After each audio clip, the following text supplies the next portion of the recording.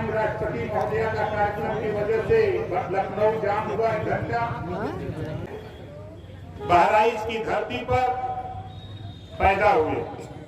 पिताजी का नाम बिहारी मल, माताजी का नाम लक्ष्मी और 4 भाई। 1027 18 साल की उम्र में ही राजभर महाराजा सुहेलदेव जी को बिहारी मल ने राजा बना दिया। इतिहासकारों की नजर उधर नहीं गई।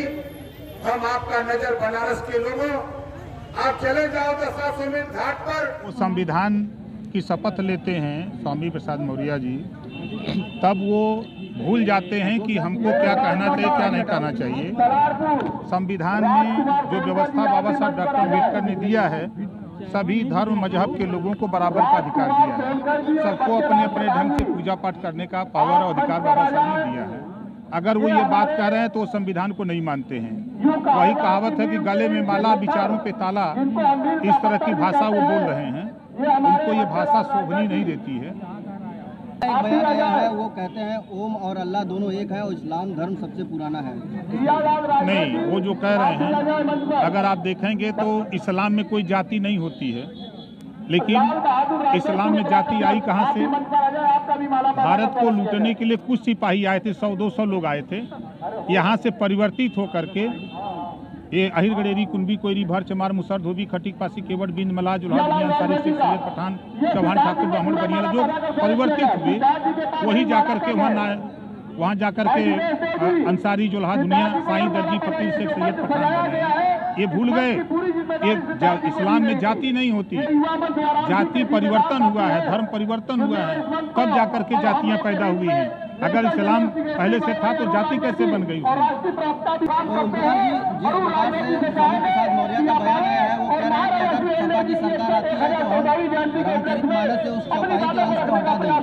पाँच साल 4 बार मंत्री थे बहुजन समाज पार्टी में, तब उन्होंने चौपाई हटाने की बात नहीं की।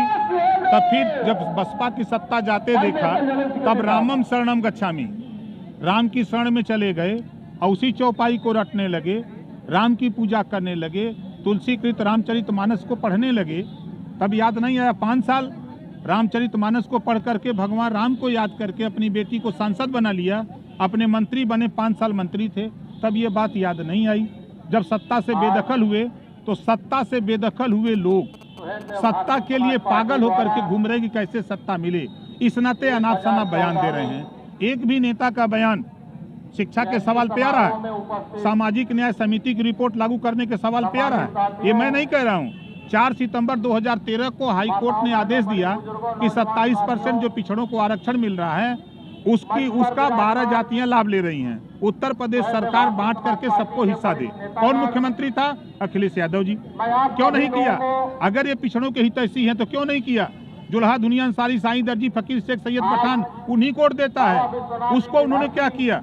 जब वो मुसलमानों के नहीं हुए तो पिछड़ों के क्या होंगे? ये जो बयानबाजी दे रहे हैं, ये सत्ता न मिलने की वजह से, सत्ता पाने के लिए ये बौखलाहट है। एक सवाल G20 सम्मेलन का आगाज हो चुका है। कांग्रेस भी इन्वेस्टर समिट किया, वो भी काम किए, बसपा सपा ने भी किया। आज भाजपा की सरकार है, भाजपा कर रही है। अब ये विपक्ष के लोगों को ये ज्ञान नहीं है कि अगर विकास के लिए काम हो तभी बुरा है और गलत काम हो तभी बुरा है। तो इन्हीं से पूछा जाए कि कौन सा काम किया जाए कि जो सही आप लोगों की निगाह में आवे। आपने अगर आगरा एक्सप्रेसवे बनवाया तो योगी जी मोदी जी ने अगर पूर्वांचल एक्सप्रेसवे बनवा दिया, बुंदेलखंड एक्सप्रेसवे बनवा दिया, तो क्या बुरा कर दिया? आप क्यों नहीं? जनता ने आप वोट दिया होता तो आप बनवाते, इनको दे दिया, ये बनवा रहे हैं। आज ये विकास के प्रदेश के नौजवानों को रोजगार के लिए इन्वेस्टर समिट खाली भाजपा थ्रो ले आई। अखिलेश ने भी प्रयास किया, मायावती जी ने भी प्रयास किया, कांग्रेस ने भी प्रयास किया। तो सभी लोग विकास के लिए ही बात करते हैं। जब विपक्ष में आते हैं तो उनका काम ही विरोध करना होता है। तो विपक्ष में होने के नाते ये लोग खाली विरोध करते हैं। G20 की बात कर रहे हैं, G20 जो है आपका भाजपा में क्योंकि भाजपा भी इस चीज को कह रही है। नहीं, देखिए, अभी तो हम आपके बीच में हैं। हम 25 करोड़ आबादी में जो वंचित और शोषित हैं उनके बीच में काम कर रहे हैं। आधी आबादी महिलाओं की है, उनको लेकर के उन्होंने हमसे कहा कि हमको मंच दीजिए, सुरक्षा दीजिए, झंडा दीजिए, हम अपनी लड़ाई लड़ेंगे। तो हमने महिलाओं को लेकर के 4 मंडल कार्यक्रम कर चुका, आजमगढ़ मंडल, फैजाबाद, बस्ती और गोरखपुर।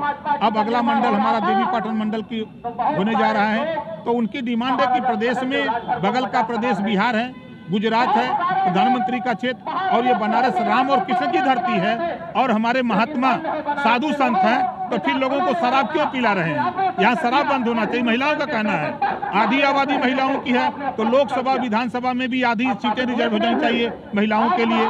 आधी आबादी महिलाओं की है, जब प्रधानमंत्री की कुर्सी, राष्ट्रपति की कुर्सी, मुख्यमंत्री की कुर्सी, डीएम की कुर्सी के साथ साथ फाइटर प्लेन महिलाएं चला रही हैं, तो महिलाओं के नौकरियों में आधी आबादी क्यों नहीं, सीटें सुरक्षित हो जाएं। शिक्षण संस्था चाहे प्राइवेट हो चाहे सरकारी, उसमें भी आधी सीटें हमारी सुरक्षित हो जाएं। इन बातों को लेकर के आधी आबादी महिलाएं, जो उनकी आधी आबादी है, वो भारतीय समाज पार्टी के साथ बड़े पैमाने पर लोग खड़ी हो रही हैं। हम उन्हीं के साथ काम कर रहे हैं। तीसरा मोर्चा का गठन होने वाला है, ओम प्रकाश राजभर जी किस तरह देखते हैं इसको? नीतीश कुमार के नेतृत्व में तीसरा मोर्चा का गठन होने वाला है, किस तरह देखते हैं? हम ढेर दिन से सुन रहे हैं, अभी कब होगा? चुनाव के बाद होगा कि अगले चुनाव में होगा? लोग अपनी अपनी रणनीति बना करके काम कर रहे हैं। अभी लोग मोर्चा बनाएंगे, न 9 मन गेहूं होई, न राधा गौने जाएंगी।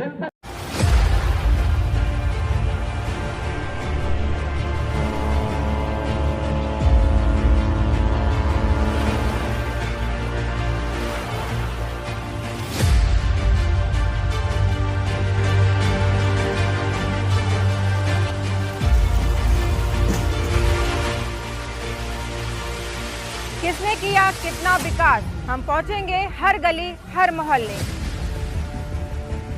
दिखाएंगे हर एक रिपोर्ट, जनता से जुड़े होंगे मुद्दे, ना पक्ष की ना विपक्ष की, बस जनता की होगी आवाज। हम लेकर आ रहे हैं आपके जिले के निकाय चुनाव का रिपोर्ट कार्ड। देखते रहिए 4th पिलर न्यूज, जनता की आवाज।